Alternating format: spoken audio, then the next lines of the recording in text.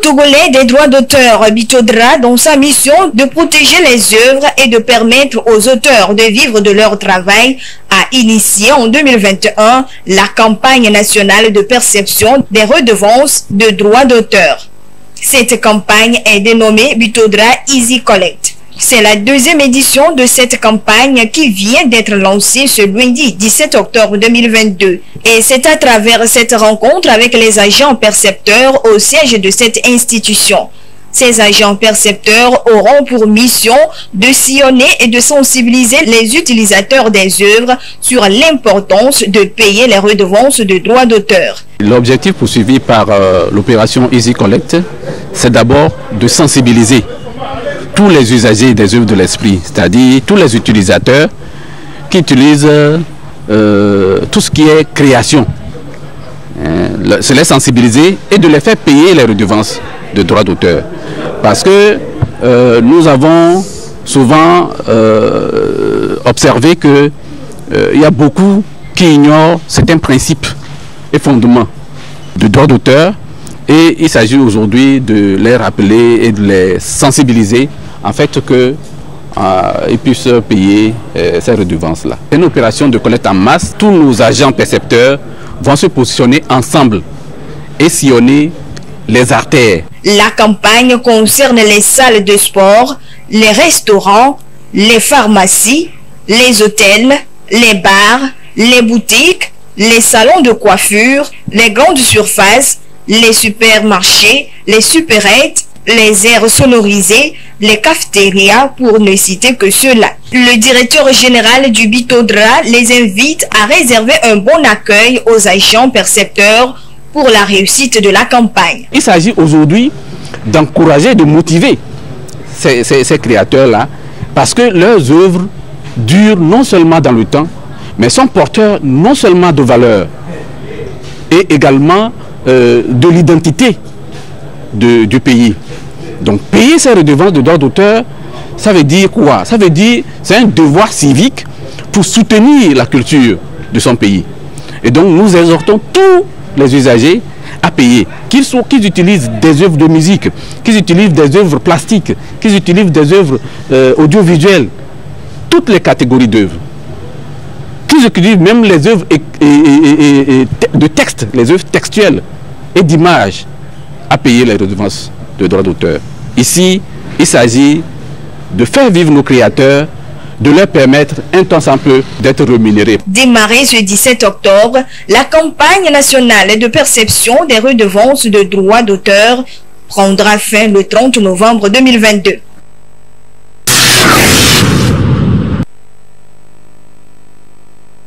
La convention collective des journalistes et professionnels des médias du Togo a enfin signé vendredi 14 octobre 2022.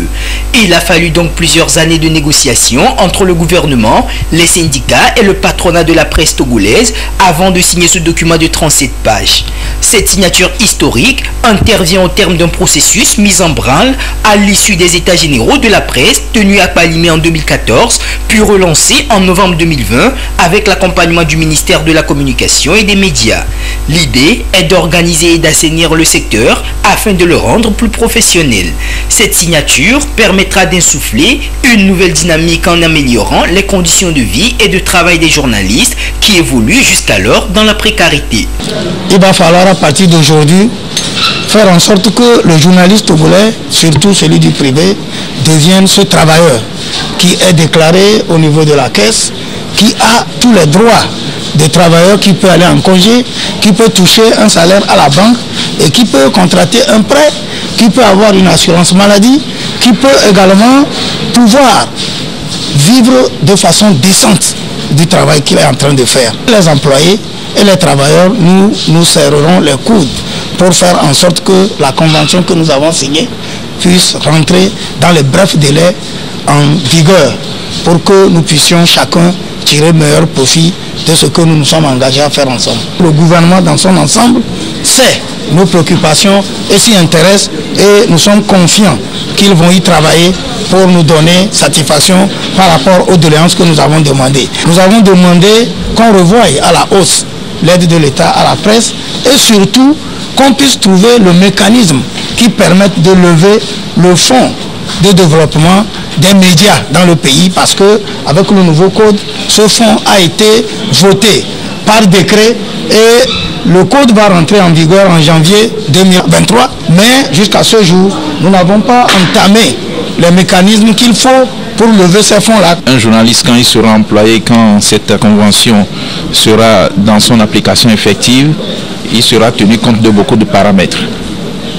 C'est son niveau d'études, son ancienneté, il y a une grille qui est associée à la convention collective, cette grille devra lui être appliquée, son travail doit être reconnu, il aura des indemnités, il aura droit au congé, il aura droit à une retraite, il aura une vie sociale épanouie. Vous savez, depuis toujours, ce travail, nous le faisons par passion, et quand on travaille par passion, vous imaginez, et vous serez d'accord avec moi, qu'on ne cherche pas trop à contrôler tout ce qui ne va pas. La signature de la convention collective des journalistes et professionnels des médias du Togo intervient à quelques semaines de la fin du moratoire de 3 ans, introduit dans le code de la presse et de la communication pour permettre aux différents acteurs de se conformer aux dispositions régissant la pratique du journalisme au Togo. En saluant les différents acteurs impliqués dans l'élaboration de ce document, le ministre de la Communication et des Médias a réitéré l'engagement du gouvernement à accompagner la presse à jouer pleinement sa mission. Je voudrais vous rassurer que le fonds de soutien de développement de la presse qui est prévu par le Code de la presse et de la communication sera rendu effectif dans un délai relativement court, dans le but d'accompagner le secteur pour assurer une formation continue aux acteurs, promouvoir le service d'intérêt général et favoriser une meilleure organisation de la corporation. Mais attention, nous ne devons pas faire l'économie des questionnements de l'heure. Est-ce qu'aujourd'hui, il est juste d'observer que les journalistes de notre pays ne peuvent pas avoir droit à une assurance maladie?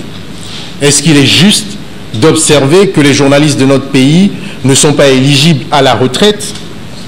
Est-ce qu'il est juste d'observer que, très simplement, le journaliste ne peut pas manger à sa faim? Alors les responsabilités sont sans doute partagées, mais je voudrais rappeler qu'une entreprise de presse, c'est d'abord une entreprise privée. Et parce que c'est une entreprise privée, elle gagne d'abord à fonctionner dans un cadre qui lui permet de s'épanouir. Et l'État, dans sa responsabilité, créera ce cadre, continuera à faire en sorte que les entreprises, quelles qu'elles soient, puissent s'épanouir dans notre pays et créer de la richesse. Les syndicats constitués du SYNGIT et l'UGIT et le patronat formé du CONAP, de l'URATEL, le PPT, la TOPEL et de l'OPEL ont promis œuvrer pour l'entrée en vigueur de la convention collective des journalistes et professionnels des médias du Togo dans un délai d'1 an.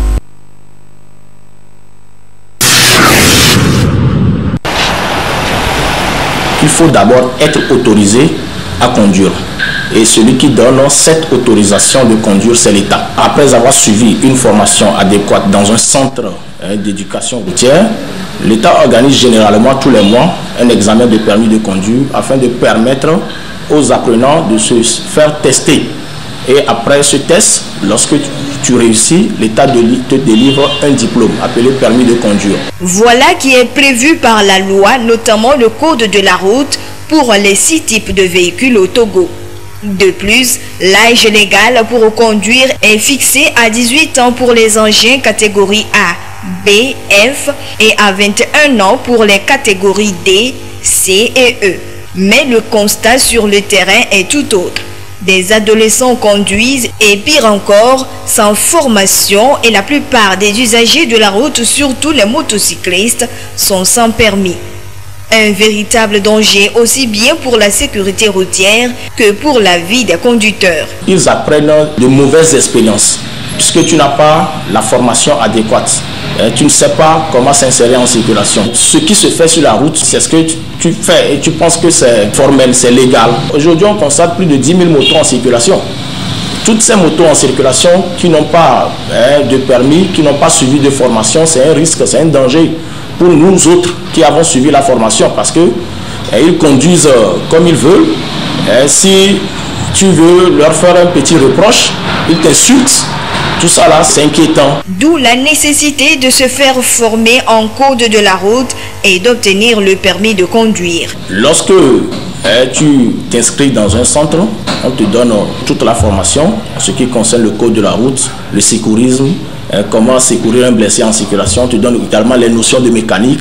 Je conseille beaucoup les parents avant d'acheter une moto à leur enfant. Il faut que ces enfants-là soient inscrits dans un centre de formation afin de leur permettre d'avoir toutes les capacités nécessaires pour pouvoir s'adapter en circulation. À ces adolescents-là qui sont en circulation, le premier conseil est d'anticiper lorsque on conduit. Il faut anticiper les situations. Maintenant, le deuxième conseil que j'aimerais également donner, c'est qu'il ne faut pas suivre quelqu'un de près. Il faut toujours garder ses distances. C'est-à-dire qu'il faut une distance de sécurité entre le véhicule qui te précède et toi. Pour que lors d'un freinage brusque, que tu ne puisses pas cogner la personne par derrière. Le troisième conseil que j'aimerais également leur donner, c'est d'être concentré, de ne pas être distrait. Généralement, ces personnes-là, ou bien ces adolescents, ils sont au guidon, mais ils ont un téléphone à main. Ils fouillent dans leur portail, ils reçoivent des messages, voire même des appels. Ça réduit la vigilance. Le quatrième conseil que j'aimerais également aussi leur donner, c'est d'avoir les dispositifs de protection. Il faut avoir un casque, il faut avoir des blousons, des chaussures pour se protéger au cas où il y a un choc. C'est pour leur permettre de pouvoir être en sécurité, en circulation. Pour rappel, 347 décès et 4863 blessés pour 3818 cas d'accident ont été enregistrés durant le premier semestre de l'année 2022. Parmi les engins impliqués, les deux roues occupent 73% et ont causé 189 morts. Ces chiffres doivent interpeller tout usager de la route ainsi que les parents qui confient moto et voitures à leurs enfants. Aussi, la prudence et la vigilance doivent être les maîtres mots en circulation afin de préserver des vies.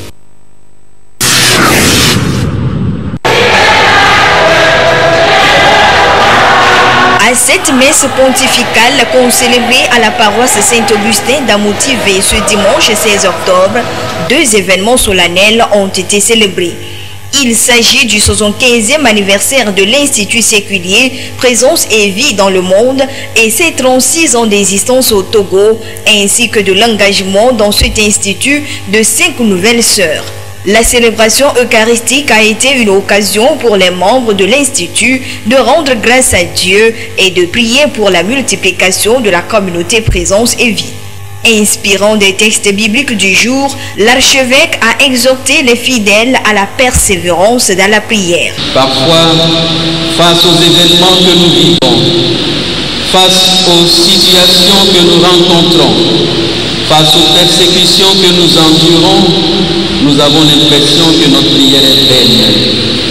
Le Seigneur nous dit qu'aucune prière n'est vaine, que la prière pénètre toujours le cœur de Dieu et qu'elle obtient pour nous le don de l'Esprit Saint.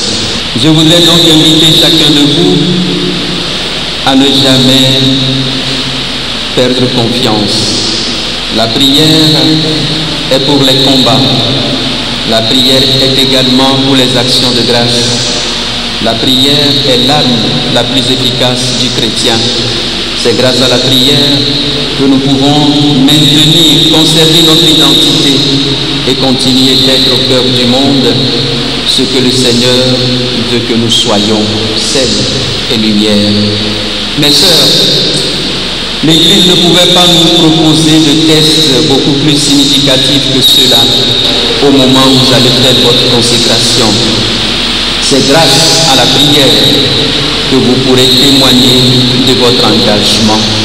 Que le Seigneur vous aide à être pour nous des modèles de consécration au cœur du monde. Amen. Après la liturgie de la parole, place a été donnée à la cérémonie de consécration de ces sœurs. Tour à tour, elles se sont engagées officiellement à servir Dieu dans la pauvreté, la chasteté et l'obéissance. L'Institut séculier Présence et Vie, notons-le, est ouvert aux filles et femmes célibataires et aux veuves. Plusieurs étapes sont à franchir pour être membre à part entière de Présence et Vie. Premièrement, vous restez en contact avec les membres pour voir si c'est vraiment ça que vous voulez, si c'est ça que vous sentez dans votre cœur. Après cette étape, vous-même, vous faites l'offrande de vous-même à Dieu en disant, je vais faire un premier pas dans l'Institut pour connaître l'Institut. Après le pas pour connaître l'Institut, vous avez 3 ans de formation pour connaître quelle est ma mission, qu'est-ce que je dois faire dans l'Institut, qu'est-ce que l'Institut attend de moi, qu'est-ce que Jésus-Christ attend que je fasse. Et après ces 3 ans, vous faites votre engagement comme ce que vous venez de voir. Nous n'avons pas de signe distinctif comme les religieuses qui ont la robe avec voile. Nous avons seulement une croix qui signifie notre appartenance à un institut séculier qui s'appelle Présence et Vie, qui est né en 1947 après la guerre. Sa mission, c'est d'amener les gens à connaître Jésus, à savoir qu'en eux-mêmes se trouve Jésus, l'espérance qu'ils veulent. Cette célébration eucharistique a été également une occasion pour l'archevêque d'apporter des éclaircissements sur les différents types de consécrations et instituts séculiers qui existent dans l'Église Corps du Christ. L'Institut Présence et Vie est représenté dans plusieurs pays à travers le monde. Au Togo, il compte à ce jour 30 membres consacrés.